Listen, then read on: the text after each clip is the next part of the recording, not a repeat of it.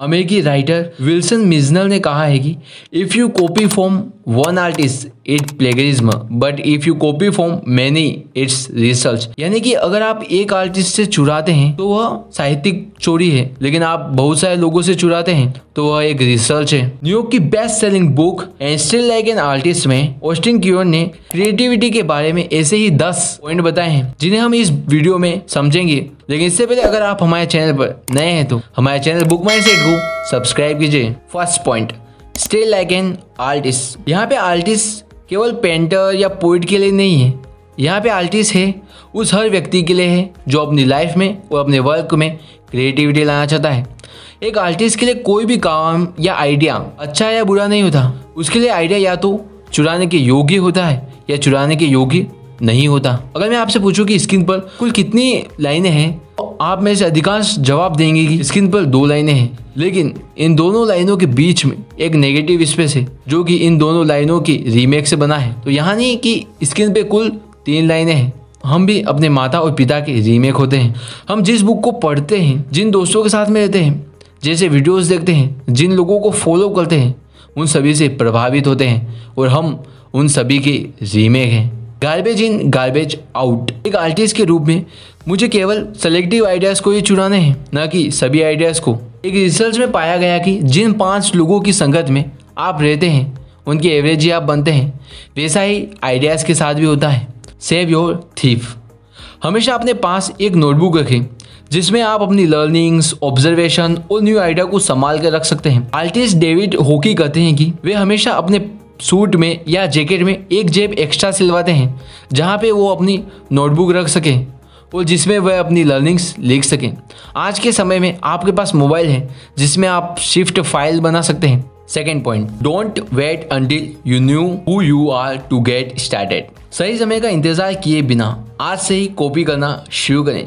हम ये सोचते हैं कि जब हम स्किल हो जाएंगे, हम सारी चीज़ें सीख जाएंगे, उसके बाद में किसी काम को शुरू करेंगे। Fake it till you make it. जब तक कामयाब नहीं हो जाए तब तक कामयाब होने का दिखावा करें। ग्लिन ओ बेरिन कहते हैं कि you start with as a phony and become real. यानी आप दिखावे के रूप में शुरुआत करते हैं लेकिन अंत में रियल बन जाते हैं। यानी कि आप अब फ्यूचर में जो बनना चाहते हैं, जिस जॉब को आप पाना चाहते हैं, जिन लोगों से आप प्रभावित होते हैं, वैसे ही बनने का दिखावा करें जब तक आप वैसा नहीं बन जाते। शेक्सपियर भी कहते हैं कि ये पूरा संसार एक स्टेज है। आपका स्टूडियो, आपकी टेबल, आपका वर्क स्टेशन एक स्टेज है। आपका काम आपके कपड़े हैं और आपका यह समय ही आपकी स्क्रिप्ट है। फेमस बैंड द बीटल्स ने भी अपनी शुरुआत कवर बैंड के रूप में की थी और आज वह सबसे फेमस बैंड है। हमारे अंदर 2 सवाल आते हैं कि पहला तो ये कि किसे कॉपी करें और दूसरा ये कि क्या कॉपी करें। तो पहले सवाल का यह जवाब है कि आप अपने हीरोज को कॉपी कीजिए। हीरोज का मतलब यहाँ हॉलीवुड या बॉलीवुड के हीरोज से नहीं है। हीरोज का अर्थ है आप जिन लोगों से प्रभावित होते हैं, जैसा आप बनना चाहते हैं, उन्हें कॉपी कीजिए। सेकेंड, क्या कॉपी करना है? आपको हीरोज के जैसे कपड़े पहनने हैं, उनके जैसी हेयर स्टाइल रखनी है? नहीं, उनकी स्टाइल को कॉपी नहीं करना है। आपको उनकी स्टाइल के पीछे की उनकी सोच को कॉपी करना है, क्योंकि अगर आपने अपने हीरोज के माइंडसेट को समझ लिया तो आप खुद के हीरो बन जाएंगे। बास्केटबॉल स्टार कोबे ब्रायंट ने कहा है कि वे अपनी सारी मूव्स अपने हीरोज से चुराते हैं, लेकिन जब कोई मूव्स उन्हें पूरी तरह से फिट नहीं होती तो वो उसे अपने अनुसार चेंज करते हैं और वे सारी मूव्स हमें यूनिक लगती हैं। ह्यूमन बीइंग की एक कमी है कि हम किसी भी चीज़ को पूरी तरह से कॉपी नहीं कर सकते और इसलिए हम उसे अपने अनुसार ढालते हैं, यानी अपने अनुसार चेंज करते हैं और अंत में हम खुद को प्राप्त करते हैं। जॉनी कार्सन ने जैक बेनी की तरह कॉमेडियन बनने की ट्राई किया, लेकिन अंत में वह जॉनी कार्सन ही बना। यानी अगर आप अपने हीरोज़ की तरह बनने का ट्राई करेंगे तो अंत में आप खुद को प्राप्त करोगे।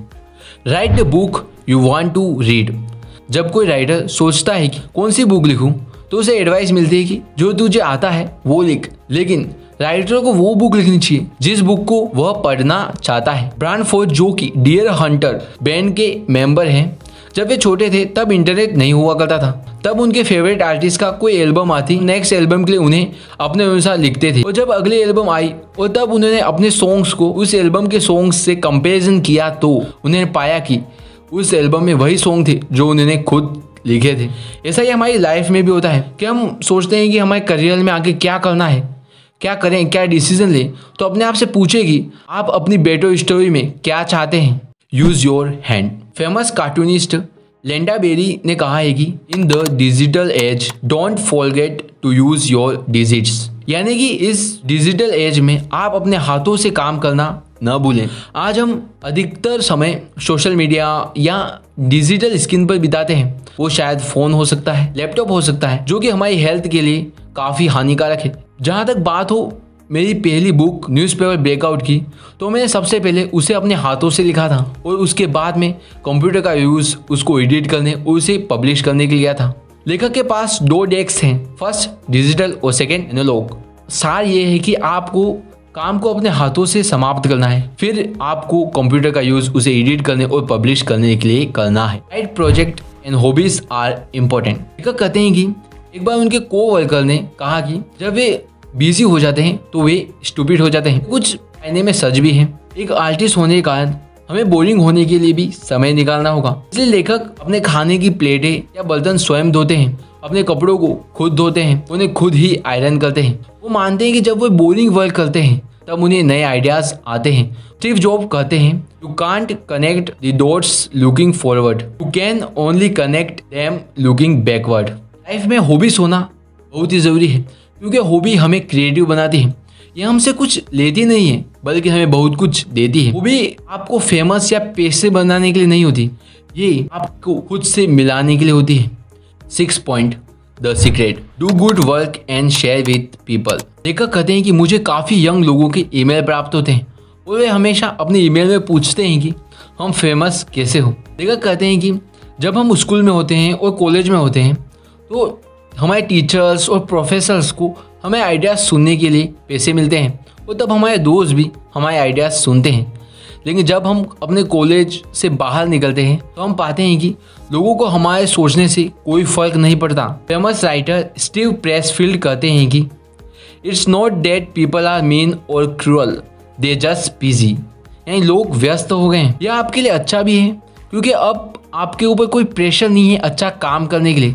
तो जब तक आप फ्री हो तब तक अपनी फ्रीडम को एंजॉय करो, क्योंकि जब वो आप पे ध्यान देंगे और आपको पे करेंगे तो आपकी फ्रीडम आपसे छीन ली जाएगी। लेखक कहते हैं कि मेरे पास कोई सीक्रेट नहीं है, क्योंकि अगर मेरे पास कोई सीक्रेट होता भी तो मैं आपको पहले ही बता देता। मेरे पास केवल यह सीक्रेट है कि अच्छा काम करो, जो कि बहुत ही हार्ड है, लेकिन आपको करना होगा, और उस काम को लोगों के साथ शेयर करो, जो कि कुछ समय पहले तक काफ़ी कठिन था, लेकिन आज इंटरनेट होने के कारण आपके लिए बहुत ही आसान हो गया है। इंटरनेट पे भी फेमस होने के 2 ही तरीके हैं। फर्स्ट, अच्छा काम करो और अपनी फील्ड में अच्छे काम करने वाले लोगों के साथ जुड़ो। अपने काम को इंटरनेट पर शेयर कर रहे होते हो तो आप केवल अपने काम को शेयर नहीं कर रहे होते हो, आप वहाँ से नए आइडियाज़ को चुरा रहे होते हो। लेखक कहते हैं कि जब मेरी first book newspaper breakout publish हुई तो उसके साइट पर बहुत सारे लोगों ने काफ़ी कमेंट किए और उससे मुझे काफ़ी चीज़ें चुराने के योग्य लगी जिन्हें मैंने चुराया। 7 point, geography is not longer your master, build your own world.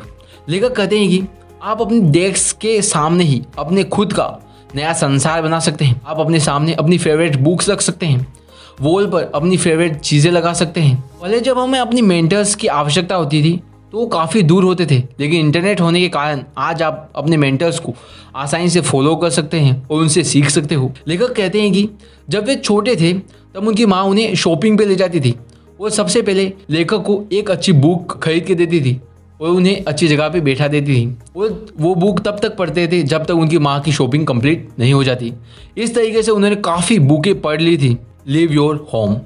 जब हम एक ही जगह पे रहते हैं तो हमारा दिमाग कंफर्ट जोन में चला जाता है और उसे कोई नए आइडिया नहीं आते, लेकिन जब हम अपने घर को छोड़ते हैं और नई जगह पे जाते हैं तो हम एक नए संसार को देखते हैं और तब हमें नए आइडियाज़ आते हैं।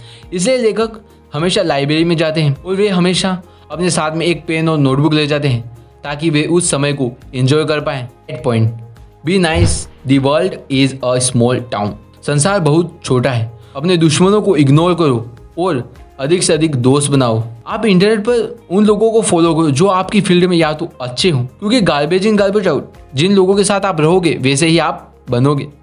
इंटरनेट पे फ्रेंड बनाने का एक अच्छा तरीका यह है कि आप उनके बारे में अच्छी बातें बोलो और अपने एनिमीज से दूर रहने का तरीका यह है कि आप उन्हें इग्नोर करो।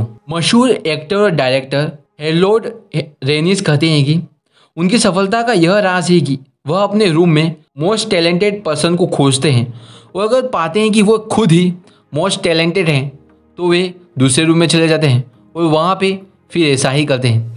लेकिन खुशी की बात यह थी कि उस रूम में मोस्ट टैलेंटेड व्यक्ति उनका दोस्त था और वे हमेशा साथ साथ रहते थे। जब भी आपको किसी बात पे गुस्सा है तो अपने मुंह को बंद रखिए और अपने काम पे फोकस कीजिए। Keep a press file.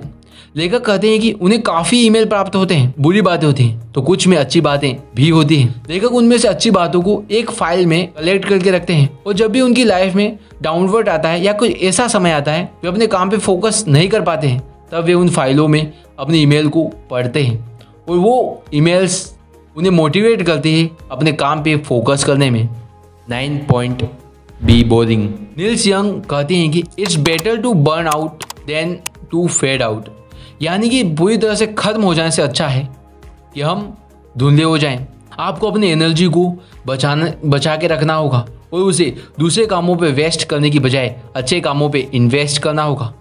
Keep your day job. लेखक कहते हैं कि आपको एक अच्छा डे जॉब खोजने की ज़रूरत है जो आपको कुछ ऐसा सिखाए जो आपके आगे काम में आए।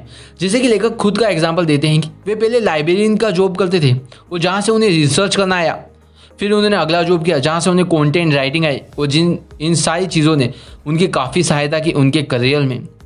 डे जॉब हमें एक रूटीन देता है जो कि हमारे लिए काफ़ी आवश्यक होता है। डे जॉब ऐसा होना चाहिए जिसके बाद में हमारे पास पर्याप्त एनर्जी और समय हो अपने खुद के लिए। Get your self a calendar. यदि आप रोज़ाना एक पेज लिखते हैं तो एक साल में आपके पास 365 पेज होंगे जो कि एक नॉवेल्स लिखने के लिए काफ़ी होंगे। लेखक अपनी दीवार के सामने पूरे साल का कैलेंडर लगा के रखते हैं और उसे डे टास्क में बांट देते हैं। जब भी वे एक दिन का टास्क कंप्लीट करते हैं तो वो उस दिन पे क्रॉस का निशान लगाते हैं। कुछ दिनों बाद उन्हें एक चेन प्राप्त हो जाती है और वे उस चेन को नहीं तोड़ते हैं और लेखक हमें भी ऐसा करने को कहते हैं। Get a calendar, fill the boxes and don't break the chain. Keep a log book. Log book journal और डायरी से काफ़ी अच्छी होती है। आपके पास एक लॉग बुक होनी चाहिए जिसमें आप अपने पास्ट को लिख सको, यानी आप अपने बीते दिन में क्या खाया, कौन सी मूवी देखी, क्या किया और कौन सा प्रोजेक्ट कंप्लीट किया उसे लिख सको। 10 point creativity is subtraction.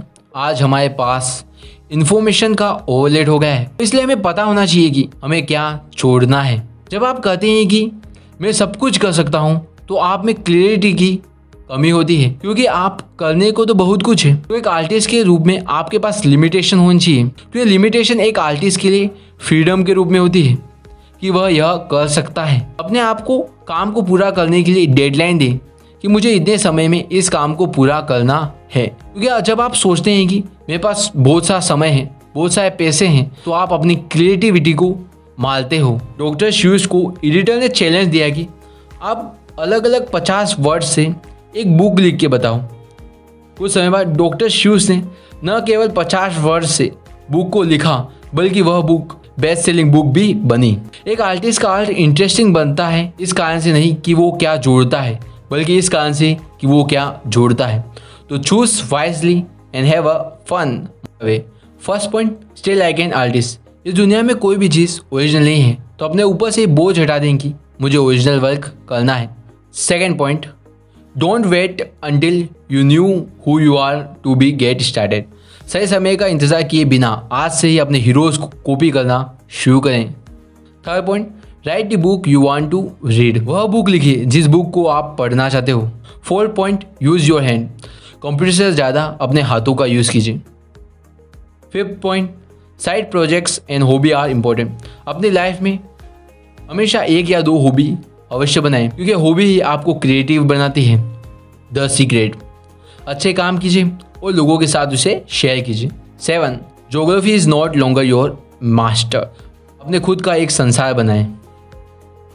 8 point, be nice. ये संसार बहुत ही छोटा है तो अपने दुश्मनों को इग्नोर कीजिए और अधिक दोस्त बनाएं। 9 पॉइंट, बी बोरिंग। अपने खुद का एक कैलेंडर और लॉग बुक बनाएं। 10 point, creativity is subtraction. Creativity का अर्थ यह नहीं कि आप क्या जोड़ते हैं, इसका अर्थ यह है कि आप क्या छोड़ते हैं। अगर अब तक इस वीडियो को आप देख रहे हैं, इसका अर्थ है कि आप अपनी लाइफ में और अपने वर्क में क्रिएटिविटी लाना चाहते हैं।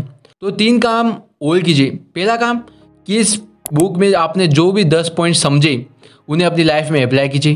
दूसरा काम, हमें कमेंट कीजिए कि आपकी कोई फेवरेट बुक जिसकी हम बुक समरी बनाएं।